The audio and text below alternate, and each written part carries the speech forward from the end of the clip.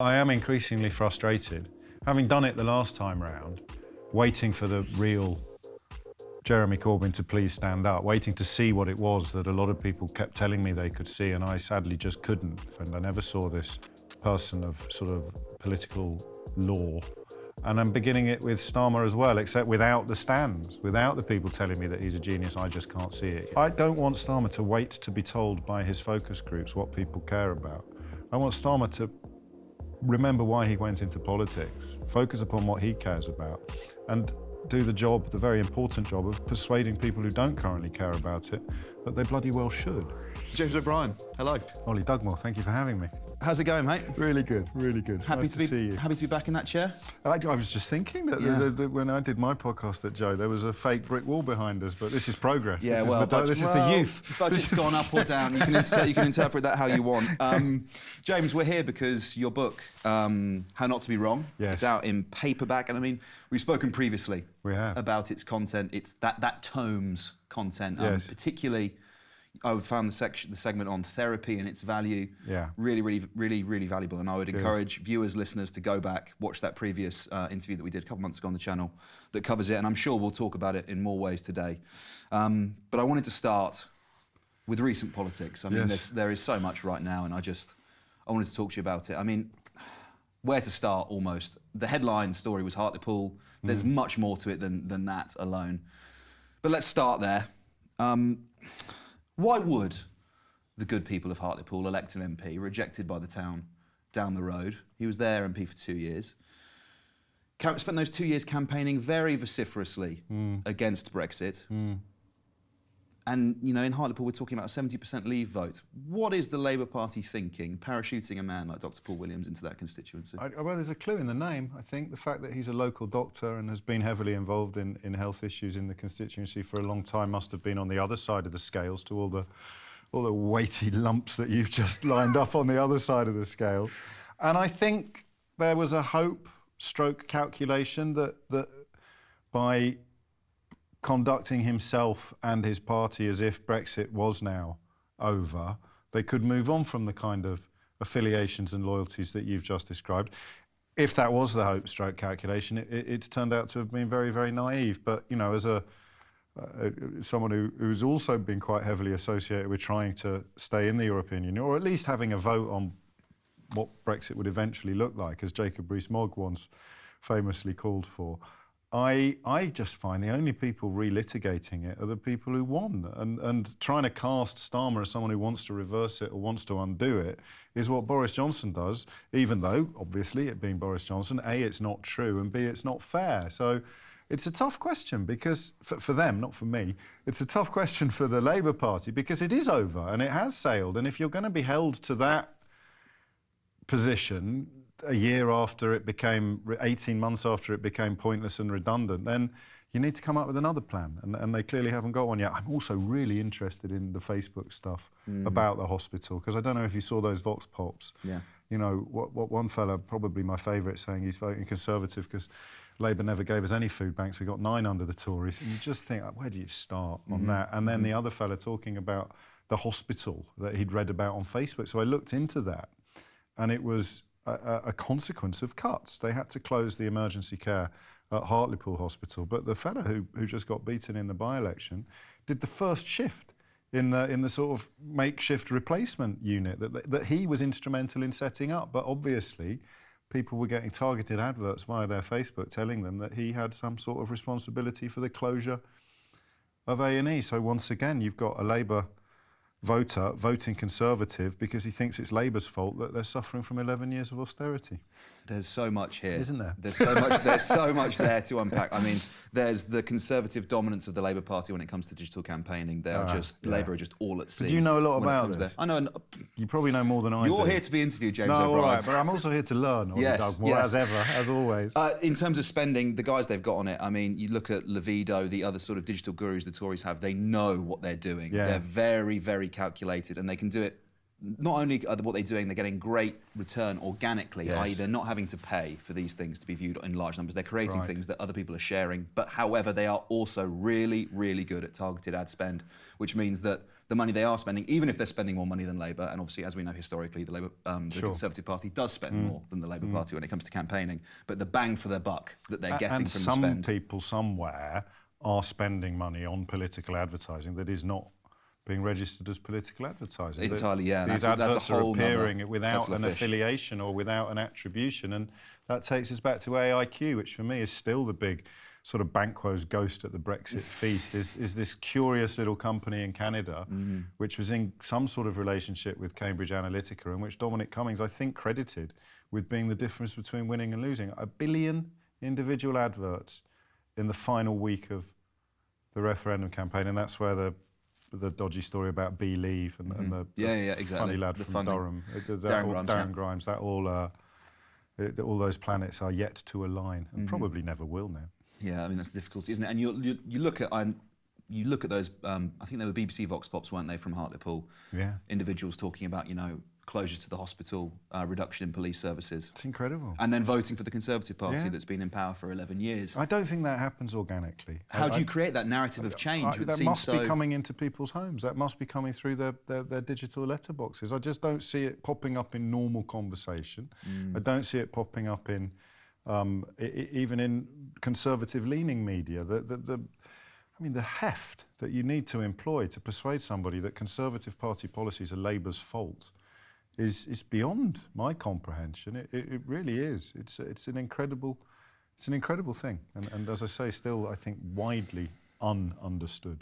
It's tough, isn't it? Because you're looking at a constituency that's elected a Labour MP, in fact a Labour male MP. You can be that specific for the better part of the last 50 years. So it almost is, If you take the extremely local approach, it is a change. It is a vote for change, even if you're putting a representative of the political party that's been in government. I suppose there is that element of it, and I think as well, they look at the apparent success of the Freeport in Teesside from the Tory mayor. But they've been told that it's a success. Again, who by? I know the members come out of it and the campaigners come out of it, but as you'll have seen this week, it's emerged that any country that we've got an FTA with, recently signed FTA with, isn't going to avail itself of whatever benefits the free ports bestow, and you don't have to be out of the European Union to open a free port anyway. I mean, it's like Groundhog Day for me. It's like, not true, nonsense. And then the other people come back and it's, well, you're just a sneering, condescending metropolitan elite. I'm not. It's like Liz Cheney. Today, the day that we're speaking, Liz Cheney's just been slung out of her job in the Republican Party for simply refusing to pretend that the election was stolen from Donald Trump. It's surreal.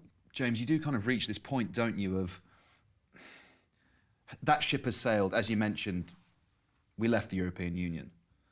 You kind of find yourself in a position of, do we accept the reality we're now in and try to outline a successful vision for the future, a positive vision for the future, fight on the terms you currently find yourself on, or rerun those battles? And, in terms of truth, you're making appeals to ideals that necessarily aren't actually in public life all that much anymore. I'm glad to see a reflection of my profound existential frustration on your on your much younger face. But it is surreal, and possibly there's a third way. But I think my great fear when I was still banging the drum, when there still seemed to be a chance, my great fear was that the lies and the liars at the very heart of the Vote Leave movement, if they got away with it, regardless of what you thought about Brexit, this is what I mentioned Liz Cheney, if there's a massive lie that's got halfway around the world before the truth has got its proverbial trousers on, what will they do next? And I obviously never crossed my mind that they'd be in charge of handling a global pandemic, but they were. And so I can't yet, and I'm probably going to have to, but I can't yet stop pointing out to people, partly because it's my job, that's turned out not to be true as well. And also that's turned out, and look, there's a border in the Irish Sea. And look, there's more red tape on trade, and it costs small businesses more. And the smaller the business, the harder you're going to be hit. And you told me you voted for less red tape, frictionless trade, no border in the Irish Sea. All of these things are categorically untrue. And I don't know what it does to a society when its leadership is built on demonstrable lies that a majority or a significant proportion of the population have either fallen for or enjoy through that sort of footballification thing I can't stop talking about at the moment. The idea that I know he's lying, but I love it because it upsets people like you. I think that's an underestimated phenomenon at the moment as well. And I don't know, presumably people like me bear some responsibility for that. Bush did a similar thing, and I think Trump did it very, very well, which is you provoke the sneer, you provoke the condemnation. And then when a voter aligns themselves, they say, well, he speaks like me, he acts like me. Yeah. So they're laughing at me as well. Yeah, that's exactly what they do. But even if you don't fall for it, they'll accuse you of doing it. So Dominic Raab, which is a fairly high-powered person to be gaslighting a gob on a stick on the radio. Dominic Raab was on LBC once, and another presenter read out just a tweet of mine that was about, if you honestly don't understand X, Y, and Z by now, then it's a dereliction of duty, or something like that. Dominic Raab, of course, the man who was taken by surprise by the importance of the Dover to Calais crossing after being appointed Secretary of State for Brexit. And he said something like, oh, James O'Brien thinks everybody's thick and everybody's... I don't know whether he said racist, but that will be part of the accusation as well, even if there's no evidence for it. Even if they've set the trap and you've refused to fall into it. You know, my line was always contempt for the con men, compassion for the conned, which isn't perfect because, you know, if you don't want to admit you're conned, the last thing you want is some patronising wanker expressing compassion for you, but it's better than saying you're thick and gullible, which I don't think is true, but that's what Dominic Raab accuses you of saying even when you haven't said it. And people like him are rising at the moment at a rate of knots. Well, Foreign Secretary now. Huh? Foreign Secretary. Yeah, now. well, exactly that. Hasn't held him back, has it? You know, the abject ignorance about the importance of the Dover to Calais crossing to import-export trade in the United Kingdom. And, of course, bless him. The Brexit Sherpa, now the esteemed Lord Frost. Yes. Responsible for negotiating it. He had some choice words to share recently, didn't he? Which ones were they? About the Northern Ireland Protocol. Yes, very recently. I love this idea that Lord Frost, who got his lordship as a result and a reward for successfully negotiating the Northern Ireland Protocol, is now complaining about the unsustainability of the Northern Ireland Protocol that was successfully negotiated by Lord Frost. Now, in an honest universe, under my glorious rule, he'd have to give his peerage back, because the thing he got it for has gone down the... Something to hope for. If only people had predicted this. There's some. Let's go back to sort of the recent elections, and there's important context, isn't there? Because it's not just about Hartlepool; it's about Wales, where Labour's Mark Drakeford expanded his majority. Best result there for them for a long time. SNP bolstered in Scotland. The mayoralties: Andy Burnham, Sadiq Khan, also Ben Houchen and Andy Street. All of these incumbents bolstered in this set of elections, and it does urges caution into over-reading, over-analysing the results, where I think you're seeing authority figures benefiting from a time when the state is paying 11 million people's wages. Is it 11? Shit, I'd say that's 7 for the last week on the radio. Well, then we get our figures from different places. And he's also putting life-saving vaccinations. Yeah, massive vaccine bounce, incumbent. And another phenomenon as well, which I think has possibly been Keir Starmer's biggest problem, is that it's like a war. So you can't, even if they're awful, the generals, the leaders, you can't really call it out properly, because it would seem like you were almost wishing success upon the other side. So, you know, that explains those three sort of prongs that seem to me to explain why probably from March 2020 to June, July 2021, I think there's been a kind of pause, and it'll be interesting to see what happens when I think we're going to get caught up on the vaccines, and I think that's great, because I don't want people to suffer and die in continental Europe as a result of a poor vaccine rollout. I also think it's great, because I live here, that we did so well, but I hope by the end of the summer, Germany did 1.1 million in a single day a couple of weeks ago. So I don't know the vaccine bounce will last in any meaningful sense, and then a lot of the reality that has been postponed through COVID and has been caused by the projects that took Johnson into Downing Street will be unavoidable, plain to see. And I don't just mean Brexit. I mean standing on the steps of Downing Street in July of 2019 saying he already had a plan for social care. It was already prepared. Now apparently he's, I don't know, maybe it's... Did you read the Queen's speech? I may have sort of skimmed over it. So presumably that plan, that oven-ready plan, has fallen behind the same filing cabinet as Priti Patel's bullying report, which also sort of went the way of all things. Tell you what I was glad to see in that Queen's speech, though. the new laws coming in relation to photo ID for people voting. Yeah. Well, part of the new book is about the resistance of having a pungent opinion about absolutely everything, because it's not good for anybody. But if they announce tomorrow that every single person on the electoral register just has to press this button and they'll get sent a photo ID card for free, I'm cool with that. Yeah. I'm absolutely fine with that. And that would diffuse any accusations or suspicions of voter suppression. I'm more relaxed than many Liberals about the idea of an ID card in general. Really? Not least because many European Union countries have them, and there haven't been any great infringements on personal or civil liberties. In Belgium, I think you're compelled to carry it at all times. And you know, driving licence, passport, 2 million people haven't got these things, and the government does nothing to enfranchise them, then all of these fears and accusations of voter suppression come true. And the idea that they've just copy and pasted some of the most ludicrous excesses of Donald Trump's political positioning last year becomes harder to resist. But I'm not 100% sure that it's as bad as it looks. For me, it just seems the scale of the problem. Yeah, you know, the number of people. It was 6 in the 2019 general election. Oh, that's right. 6 instances of voter fraud and Hancock. One conviction, I think. Yeah, one conviction, yeah. And I think the similar with 2017. There were some more. If you include all the elections in 2019, I think it brings up to, of the 58 million votes, there's like 33 cases. So, you know, we're still talking a really small problem. And that's what makes it look disingenuous when they come. That's 6 too many. I said, well, hang on, how much money and energy are you expending on this? And that's the concern, because as the point you just made, social care. Now, that is a big problem. Yeah. That is something that 100% the government needs to be looking at, and I would wholeheartedly approve of its presence in the Queen's speech. Yeah, I mean, you'd struggle to find anyone who didn't, except presumably the sort of ghouls on Tufton Street who represent the interests of their secret funders while pretending to represent ordinary people. I think, again, to go back to some of your earlier questions, they wield a hell of a lot more influence than many people recognise. But I don't know, you see. So I heard a statistic today that 15 people run out of money every day as a result of social care. So whatever pot you've got has to be depleted before you qualify for state support.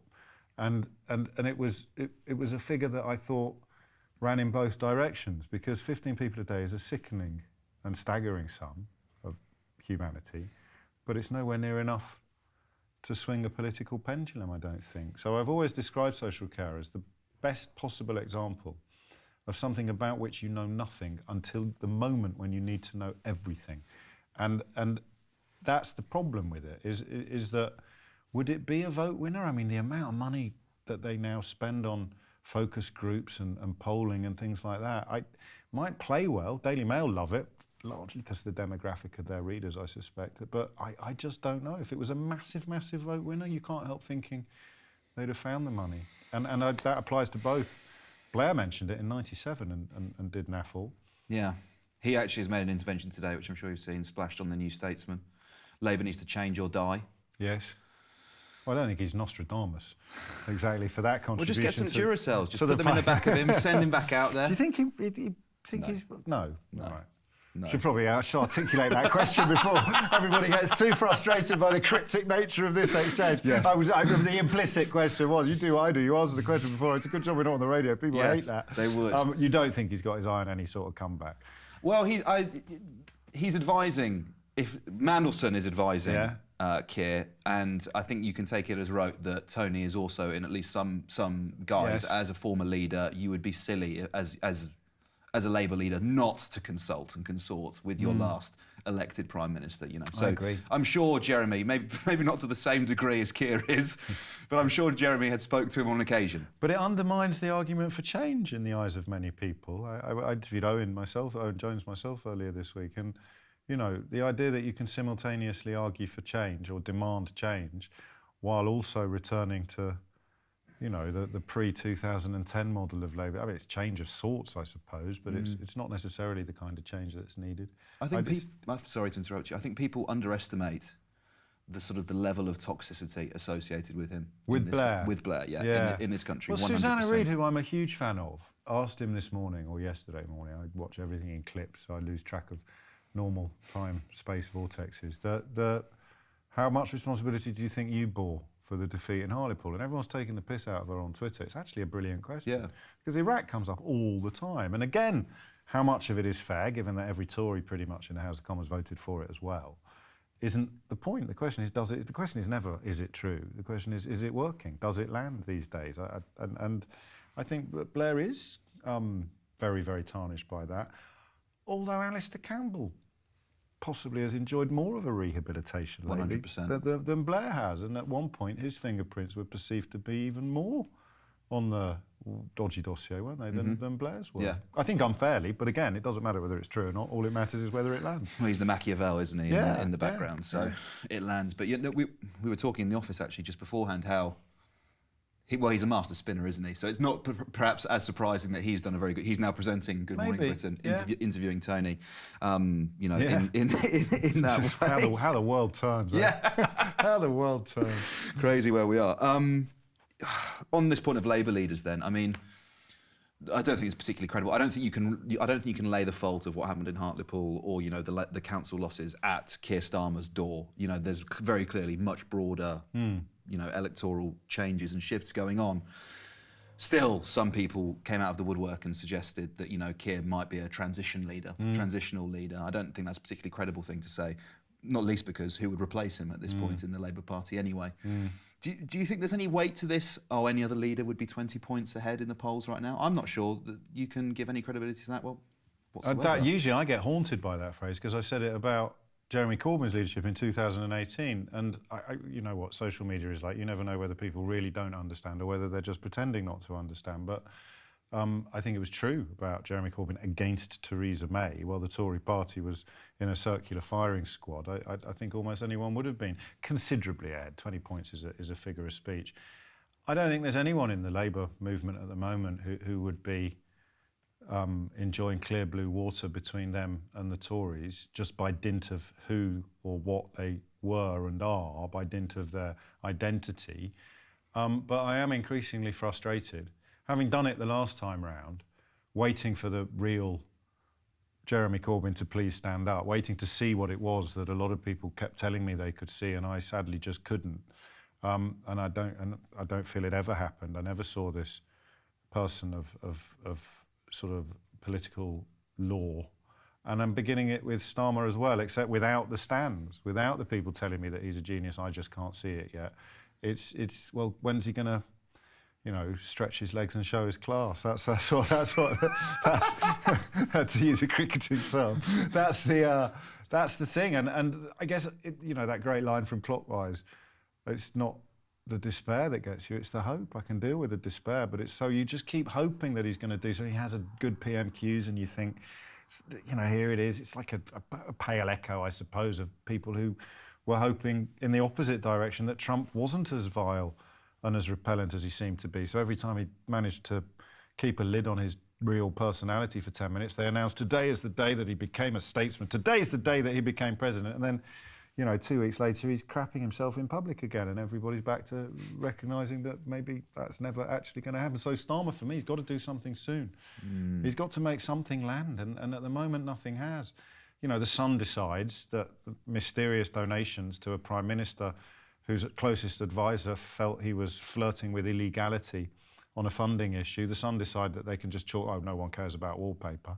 And, you know, half the country and sadly most of the media nods along with it and goes along with it. It's not right. And Starmer, I think there's a danger in all of politics. There probably always has been. It seems more acute at the moment of letting the tail wag the dog. So I don't want Starmer to wait to be told by his focus groups what people care about. I want Starmer to remember why he went into politics, focus upon what he cares about, and do the job, the very important job of persuading people who don't currently care about it that they bloody well should.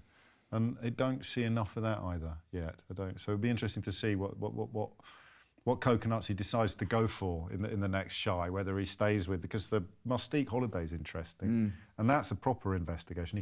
Johnson can't ignore that one. Yep. She can suspend him from Parliament if he's found to have been sufficiently at fault. So it'd be interesting to see what he does next, but he's got to find something that sticks, because at the moment it's all washing off him. Absolutely, yeah, Teflon. Teflon. Last kind of quick question on this, which actually it's... To describe this as a quick question is ridiculous. It's 2 PhD theses worth. Scotland, full stop. I mean, Yes. It pains me to talk about this because I'll just come out and say it. I don't want Scotland to leave the Union, right? But every time I look at Scottish politics, it just seems that it's on this irreversible tract back towards it. And you'd struggle to persuade a Scottish person to stay in bed with Boris Johnson at the moment. Yeah. And so the analogy I use is the bed. You know, it's don't jump out of the bed because of who with you're Boris. in. Yeah, because you're just trying to get away from Johnson. You end up losing the bed. But I find it a really difficult. I suspect we're in an identical position on this. I feel British, and when I'm in Scotland, I feel at home. But I also, I've started reaching for an old Proclaimers lyric that I never understood. It would be the one song. I love the Proclaimers. I've always loved the Proclaimers. If you haven't seen the film Sunshine on Leith, it's an absolute masterpiece, directed by Dexter Fletcher. There's a song called Cap in Hand, and I don't think I ever patronised the idea, but I never fully got it. I didn't feel it. And they just sing about, I don't understand why you'd let someone else rule your land cap in hand. So there's that brand of nationalism, which is about the soil beneath your feet. And then there's what I would call pragmatic, more short-term nationalism, which is, geez, let's get away from these clowns before they mess up even more of our lives in our country. Scotland voted Remain most obviously, but there are other areas as well. And that is why I think we feel the way that we feel, is that you're never going to win an argument with the soil beneath our feet nationalist, but the short term, I'd say, is more of an internationalist actually. So weirdly, perhaps even uniquely, I don't know enough about Catalan, you've got a nationalist separatist movement that I think is inspired by a global worldview, by an internationalist perspective. We don't want to be shackled to little England anymore. We want to be out in the, most obviously, back in the single market, back in the biggest customs union, the biggest single market in history. Winnie Ewing, wasn't it? Stop the world, Scotland wants to get on. It's great, yes. Oh, I love that. I haven't heard that before, Yeah. It's a good one. Very strong. Have that one for free, Nats. James, let's. I appreciate you taking the time to talk about politics, but you know, there's also the sort of the frankness, the openness that you explain and you proffer in your book about, you know, therapy, being able to look at yourself, maybe not critically, but I think that's the journey you went on, being self-critical, understanding yourself in a new way. And I just, again, we've had this conversation. I'd encourage a lot of people to go and watch it, listen to it if you can. It's on the channel. I'd encourage them to buy the book, actually. Buy the book. Or borrow it from the library. In terms of the kind of this unlocking, this reopening, and you know, I have friends, I'm sure you do, who are experiencing actually quite a lot of anxiety, quite a lot of stress around this moment, having spent 18 months indoors. Is it safe? Can we trust the people that are telling us that it is? Etc. I mean, what's this process been like for you? Have you been concerned? How's it been affecting you? I've been very lucky, and largely because, apart from the first 3 months of the first lockdown, I've been back in the studio in Leicester Square, which just has enough of a veneer of normality to keep me on a fairly even keel. I went a bit stir crazy when I was doing my radio show in the shed every day, and I've had it easier than the rest of my family have had it, because homeschooling is, or online schooling is not much fun. And yet, again, as with every single aspect of the privations of lockdown, it suited some people. So, you know, 2 children in a house, one would have actually flourished in some ways, one would have had an absolute nightmare. And the problem with the populist hijacking of all of these conversations is that they make everything binary and simplistic, as they always do. So it's lockdown bad, lockdown good. I mean, nobody ever wanted to be in lockdown, I don't think. Not actually, you know, objectively, if you're given the choice. But you either believe the scientists, you either trust the scientists, or you look at the countries that have kept infections and deaths to the lowest, and you think, well, we should probably be copying them, which is either a lockdown or an incredible test and trace system, which South Korea had, or both. It's certainly not neither, which is where a lot of our decision-making seemed to be for a long time, and where a lot of, I mean, they went quiet, didn't they, relatively recently, but that weird outfit that succeeded the ERG, the CRG, they're nothing if not imaginative. Yeah. I never quite understood what they were banging on about, except a sort of curiously toddler-like petulance at the idea of being told what to do. I had a police officer on the programme about 6 months ago. She said something brilliant. She just said, because I'm fascinated, as you know, by the success of largely dishonest right-wing rhetoric, the continuing success of it. And you'd have all these people who were normally perfectly comfortable with young black lads being stopped and searched for no reason whatsoever, because, you know, if you've got nothing to hide, you've got nothing to fear, and the police have got to do their job, and that's all great. But as soon as the police started pulling over white middle-aged people and asking them whether they actually had any right to be out under the current, suddenly there was this, it was incredible, wasn't it? It's like get thrown over the bonnet of a Magna Black Mariah Carta. and empty your pockets. But then suddenly you've got a Sun column about how they're the new Stasi. And so I found that ridiculous. And she said something brilliant, actually. She just said everybody loves the police until they're the ones being policed. And I thought that was a really interesting element of the lockdown, is that people who never expected, I'm a Conservative MP, how dare you suggest that I have to follow rules I don't want to follow, or that everyone loves the police until they become the ones being policed. It's been quite an interesting. But as I say, I've been very, very lucky. I've had enough normality to keep things ticking along quite nicely. How are the nails doing? I mentioned this to you last time. I asked you about it last time. You're doing well? Well, yeah, the thing is, I've just written a piece which might not go in, so here is a little, lesson for any journalism students or aspiring journalists out there. And it's I rarely write newspaper articles because the money's crap. But I've got a book out. The first line of the article is, I had a manicure yesterday. And the book, the article's due to appear tomorrow, and it's a way into explaining what I explained to you last time, that 6 months after starting therapy, I noticed that I wasn't biting my nails anymore. And you can see they're in desperate need of a manicure. So there's a place just down there, the Beauty Champagne Bar, that I was walking past on my way here earlier. Eyeing it up. So yeah, so hopefully, if the piece appears tomorrow and people are watching the radio show, hopefully they won't be able to point out I obviously didn't, because I will be able to squeeze in a manicure. I've never had one before in my life, I should add. Yeah. It's not like my Metropolitan Elite credentials need any more burnishing. That's line 2 of the article. See? But I'm really bad at cutting them, because I've never done it. All my life, as long as I can remember. I asked my mum, she goes, I can't remember when you didn't bite your nails. And that's why. Therapy suddenly, along with many much more profound changes to my life, that just wasn't a thing anymore. But I need to get them done because I keep scratching myself. Catching them on things. Yeah. The one other thing that you also were, had very, very impressive level of humility about. You spoke about your relationship with alcohol. Yes. And I think, I know people, this whole broad stretch of lockdown, it's not just been alcohol that people have relied on as a crutch. There's been a lot of different substances, whether it's cannabis, perhaps food, or or any of these other things that we use to rely on. How have you been doing with that? Is that something you're still happy with? Do you feel confident? It's getting better and better. I mean, again, well, I'm very conscious of how it's sounding even smugger than usual, but I'm 50 in January. I'm 50 next year. You don't look it, James. You're very kind. Look at least 60. And I don't know why, but something weird happens when, people talk about midlife crises and stuff like that. I'm never quite sure what that means. But all the things you've got in your back of your head that you think you might get around to doing one day, including really big stuff like maybe I'll live in New York one day, or maybe I'll do this one day. And something about 50 approaching has kind of completely turned that upside down for me. So, if I don't do that soon, I never ever will. I've never really had that feeling before. So bizarrely, for the very first time in my life, I bought a rowing machine for one of my kids during lockdown, and she inevitably said I'd been on it twice. But I'm now doing 6K most days, half an hour of really caning it on the rowing machine, and it's now gone on for long enough for me to publicly say it. So that's a sign of confidence that it's not going to go the way of all the other great enthusiasms in life, and I'd have forgotten about it by Christmas.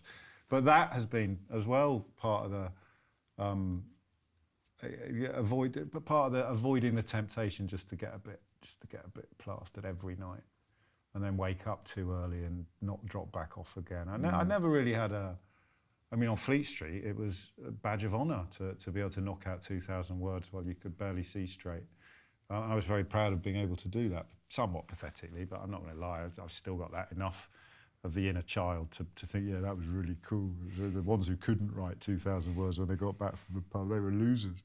So you have to be conscious of it, and you have to be conscious of, if you are seeking to escape, then you're probably better off working out what it is you're trying to escape from. And that's why lockdown is so relevant, because there's nothing illogical about trying to escape the monotony of lockdown by either, by releasing chemicals, whether they're endorphins brought about by food or whether they're, chemical reactions to drugs or alcohol. There's a logic to doing that in lockdown that probably, I hadn't thought about this until you asked that question, it's probably not there the rest of the time. You're trying to escape from an unavoidable reality, whereas I think a lot of addiction and a lot of overindulgence is trying to escape from an avoidable or an unacknowledged reality. But yeah, that lockdown is, and there's going to be huge problems coming out of it as well, as you say, in that people are going to struggle to readjust. I keep walking out of shops without paying, which doesn't sound like a very big deal, and it isn't. Not like when I was 12 and I did it in Woolworths and got arrested. So it was. I keep walking out of shops without paying just because we're all in a slightly different space. There's, and that's a trivial example of something that might reflect more serious behaviours. Society remelding itself together. Yeah. I have one final question for you, James O'Brien. Designs on Piers Morgan's vacant Good Morning Britain chair. Any interest in that job? I'm just about to sign a new contract with LBC. When does this go out? Tomorrow. Oh, does it? Yeah. Okay. Well, obviously they're very keen to have me, and if LBC don't put an offer in place that takes away all temptation, two things. I think it's a lovely slot, but I'm crap at getting up in the mornings. And less self-effacingly, I really like having 3 hours all to myself. I don't think this is going to come as a major shock to you. No. If I had to share it with anyone, Susanna Reid would be at the very, very top of the list. But begrudgingly? Yeah, and begrudgingly, because, I'm getting better all the time, as the book hopefully explains, but I still would spend a lot of time sitting there thinking, well, I should be doing this interview, I should be. So, not unless they offer me the moon, which isn't going to happen, but I'm answering the question. Come on, offer the moon. James O'Brien, author of How Not to Be Wrong. Thank you so much for your time. I really appreciate it. Thanks, Ollie. It's always a pleasure.